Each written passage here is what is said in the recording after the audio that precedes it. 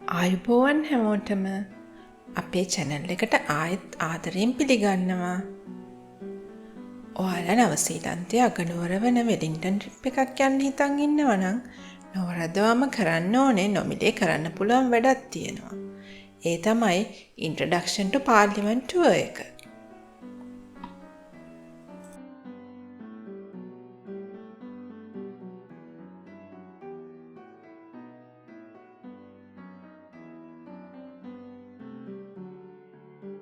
මේ සුවිශේෂී ගොඩනැගිලි සංකීර්ණය ගොඩනැගිලි 3කින් හැදිලා තියෙන්නේ. ඒ තමයි පරණ පාර්ලිමේන්තු මන්දිරය, නවීන බීහයිව් එක සහ පාර්ලිමේන්තු පුස්තකාලය.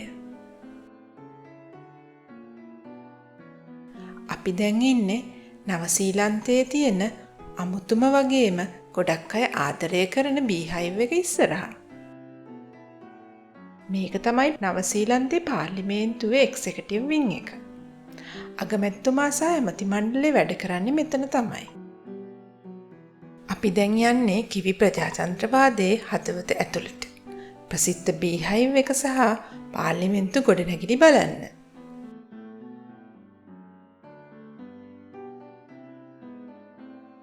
මේක බලන්න එන අයට යාලා විවිධ විදිහේ ටුවර්ස් කරනවා.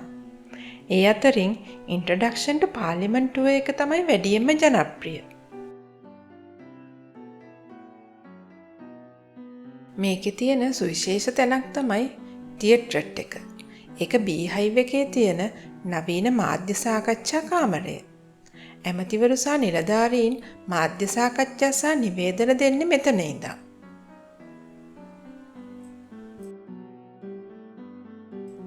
අපි ගිය වෙලාවේ පාර්ලිමේන්තුව රැස් වෙලා නැති නිසා නීති හදන විවාද කරන ඩිබේටින් චේම්බර් එක බලන්න අපිට chance එකක් ලැබුණා. පාර්ලිමේන්තුවේ තියෙන මේ කාමරේ තමයි മന്ത്രിවරු එකතු වෙලා නීති සම්මත කරන්නේ. මේක ප්‍රසිද්ධයි කොළපාට ලෙදර් පුටු, ඝන කොළපාට කාපට් එක, ලස්සන රිමූවල් ලී පැනල් වගේම ආණ්ඩුව විපක්ෂයයි දෙපැත්තට වෙන විදිහේ අශ්ව ලාඩම් හැදේ බිම් සැකැස්ම නිසා.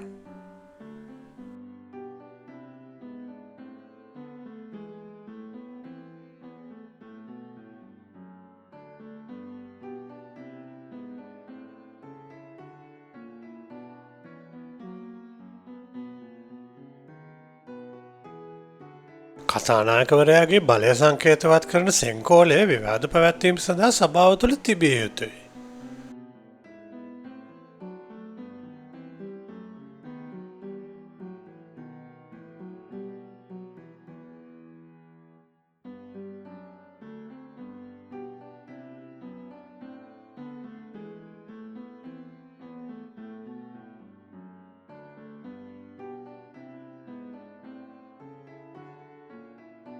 නවසීලන්ත පාර්ලිමේන්තු ගොඩනැගිල්ලේ පසුපසින් ආලෝකනය වන වීදුරු පුවරු බොහෝ තැන්වල දකින්න ලැබෙනවා.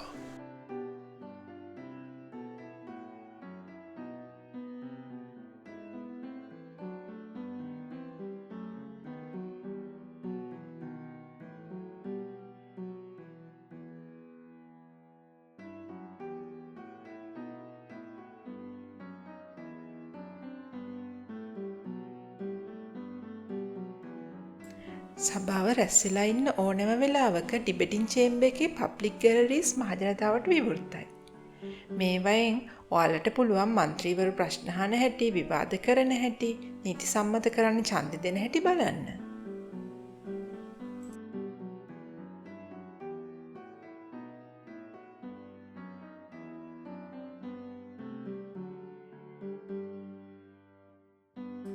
එක්දස් නමසේ හතේදී ගින්නකින් පාර්ලිමේන්තු ගොඩනැගිලි ගොඩක් විනාශ වුණා. හැබැයි ගඩොලින් හදපු පුස්තකාලය විතරක් ඒකෙන් බේරුණා. ඒ ෆොටෝස් ටිකක් තමයි මේ තියෙන්නේ.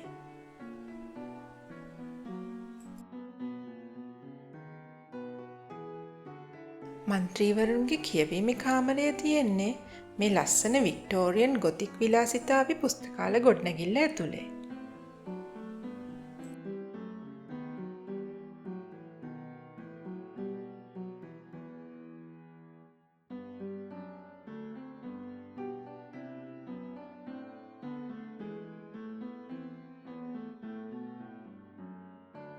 මේ ටුවර් එක හරිම ආකර්ශනීයයි. දැනුම එකතු කරගන්න පුළුවන්. ඒ වගේම සම්පූර්ණයෙන්ම නොමිලේ. මේ ගොඩනැගිලි ඇතුලේ ෆොටෝ ගන්නයි ෆෝන් පාවිච්චි කරන්නයි සමහර සීමාවන් තියෙනවා. අපිට වීඩියෝ කරන්නත් බෑ. ෆොටෝස් ගන්න පුළුවන් වෙන්නේ ටුවර් එකේ ගයිඩ්ගෙන් අවසර අරගෙන තෝරාගත් තැන් කීපයක විතරයි.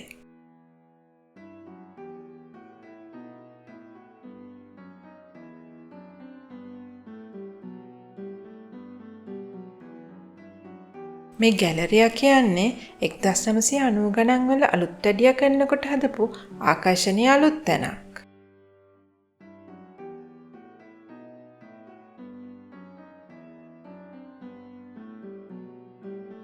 මෞර්ය ෆෙයාර් සිලෙක්ට් කමිටි රූම් එක මේ ටුවර් එකේ තවත් විශේෂම තැනක්. මේක හදලා තියෙන්නේ සම්ප්‍රදායික රැස්වීම් ශාලාවක් විදියට.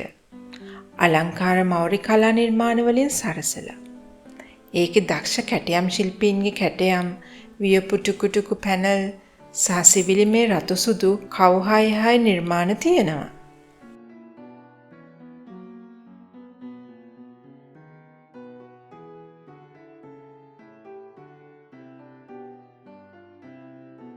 අපි තව ගොඩක් තැන් බැලුවත් අපිට ෆොටෝ ගන්න අවසර ලැබුණේ මේ තැන්වල විතරයි.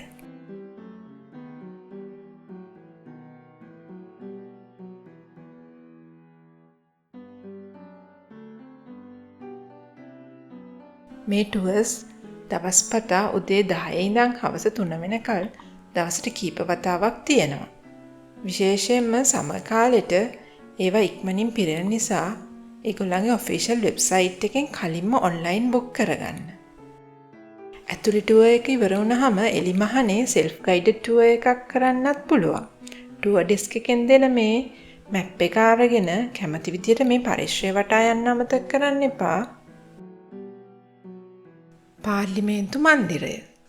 මේ එඩ්වාඩියන් නියෝ ක්ලාසිකල් ගොඩනැගිල්ල හදලා තියෙන්නේ 1907 ගින්නෙන් විනාශ වුණු ගොතික් ලී පාර්ලිමේන්තු මන්දිරය වෙනුවටයි. එහි වැඩ පටන් ගත්තේ 1912 දී.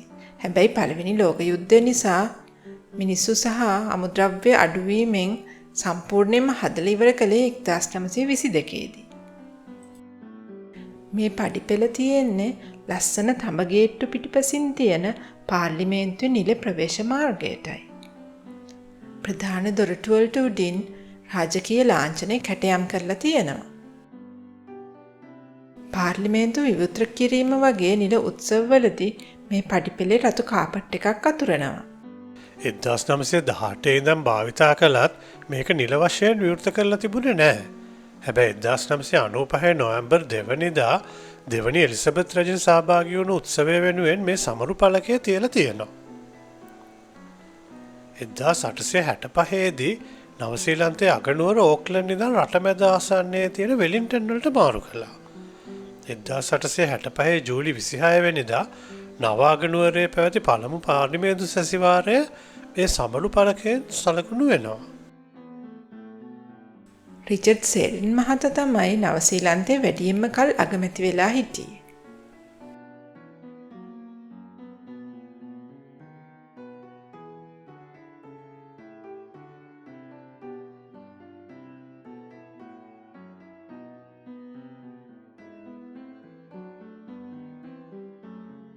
පාර්ලිමේන්තු මන්දිරයේ බීහයිව් එකේ උඩ නවසීලන්ත කොඩි ලෙල දෙනවා. බීහයිව් එක උඩ තියෙන කොඩිය නවසීලන්තයේ 3 වෙනි විශාලතම කොඩිය. බීහයිව් එකේ සැලසුම 1964 දී සර් බැසිල් ස්පෙන්ස් විසින් හැදුවා. ඒක ඉක්මනින් එතුමා සර්වියට් එකක් ඇඳපු එකක් කියලා කියනවා. මේක මීටර් 72ක් උසයි. තට්ටු 14ක් තියෙනවා. ඒකෙන් දෙකක් තියෙන්නේ බිම් මට්ටමින් යට. අගමැතිතුමාගේ කාර්යාලය තියෙන්නේ 9 වෙනි තට්ටුවේ. ඇමතිවරුන්ගේ කාර්යාල තියෙන්නේ 4 ඉඳන් 7 වෙනකල් තට්ටුවල. උඩ තට්ටුවක ඉන්නා නම් එයා වඩා ජ්‍යෙෂ්ඨ ඇමතිවරයෙක්. තෝමස් ටර්න්බුල් විසින් වික්ටෝරියන් ගොතික් විලාසිතාවට නිර්මාණය කරපු මේ පාර්ලිමේන්තු පුස්තකාලය තමයි මේ පරිශ්‍රයේ තියෙන පරණම ගොඩනැගිල්ල. 1907 ගින්න වෙලාවේ පොත් 15000ක් පමණ බේරගන්න හදිසියෙන් ඉස්සරහා තිබිච්ච තනකොළ පිට්ටනියට දාලා තියෙනවා.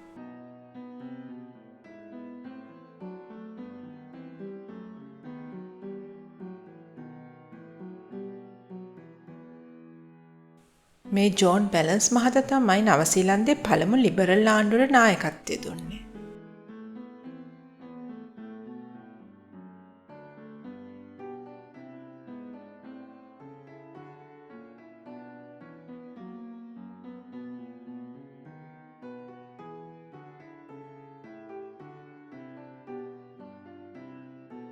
පාර්ලිමේන්තු ගොඩනැගිලි වලින් පිටත ළමයින්ට සෙල්ලම් කිරීමේ ප්‍රදේශයක්ද තියෙනවා.